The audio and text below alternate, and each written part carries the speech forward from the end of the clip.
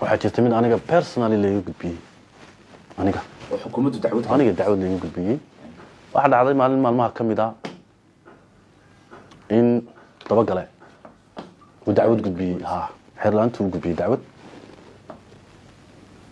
dacwadaasi markuu xeerlaaliyaha gudbiyay xeerlaaliyu wuxuu yidhi madaxweynaha sidaa uu beenaalaad ku tahay wax xildhibaan lagu xiri karo ama lagu soo yeelan karayo ma aha buu haddaad adigu dacwad hayso dacwad soo dhiso anigu dacwad ma haynee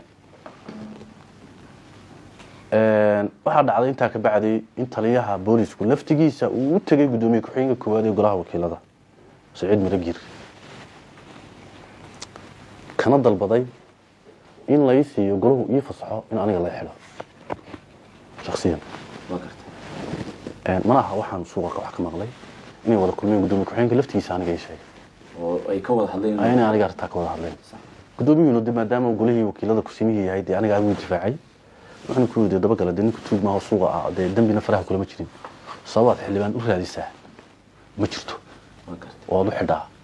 waxa waxaan ku siinaynaa ma jirto ogolaanshaan ku jeedinto ninkaas golaha iyaga dambi kama gelin hadii uu dacwad galeen golaha iyaga aan shaxmarinay marka waxa jirtay in markii uu ku yiri gudoomiyuhu markii xeerlaaliyaha cusub ee imika jooga mantii aan la ansixin baheedo dabagal markuu ku yiri aan dacwada u sameeyay ku yiri dacwad uma hayno waxaan imika weynaan lagu soo dacweyn karayo marka waxa jirtay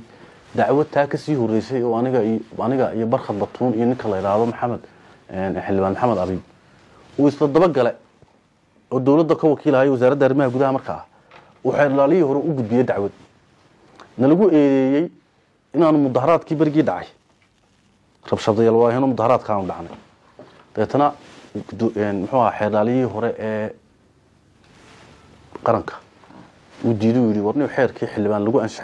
lagu dacweynay ama lagu dhisay ama lagu xiriyay ma hayno wadanka lama maxkamadood baa ka jira maxkamadan ciidamada qalabka sida iyo maxkamadan kale shibilka xeerkii xildhibaan lagu xiri lahaaba ma hayno doon xildhibaan waxa lagu xiri karaa waxa weeye waa in dambi markaa falaha kula jiro cadeyn weyn oo ciqaabtiisu 3 sano iyo 5 sano inta u dhaxaysa intiina ma jirto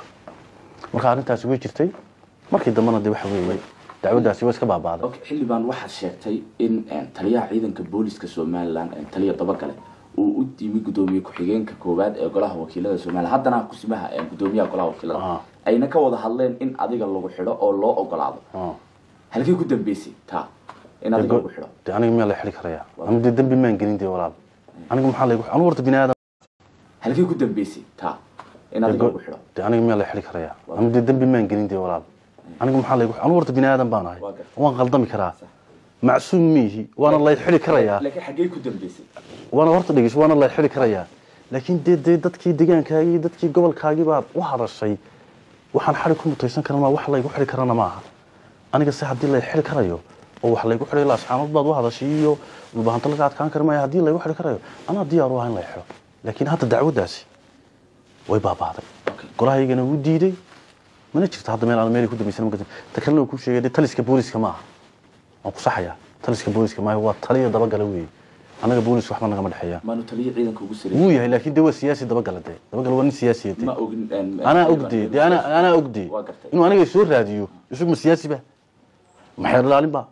ma maxkamad ba maxaa galay intuu golaha igu tago aniga yiraahdo waan xilay iyo golaha dacwad soo galiyo anu la tuug mi suuqa ka qabanaya leena kuwan mobilada ka xadxaday waxa ay diiwa shaqadiisa inuu waxa qabto amniga kala sugatay anu laakiin deenin hubsi tamii in dambi kala gareemay eray baan yidhi dadka deegaankayga